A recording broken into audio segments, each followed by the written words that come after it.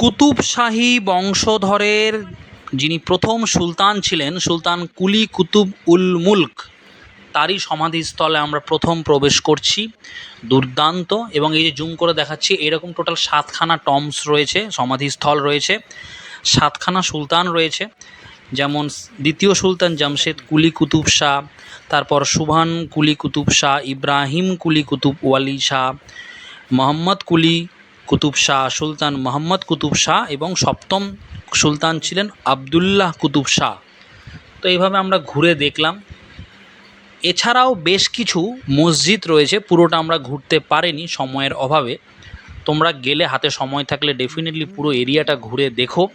আমরা 2-1টা টমসই ঘুরেছি, বিশাল সময়ের ব্যাপার, বিশাল এরিয়া নিয়ে। দুর্দান্ত। এই যে দেখতেই পাচ্ছ সমাধির দুর্দান্ত ভিতরে 1600 খ্রিস্টাব্দের এত সুন্দর ঐতিহাসিক একটা নিদর্শন, দুর্দান্ত। ঘুরে যা আনন্দ পেয়েছি বলার কিছু নেই।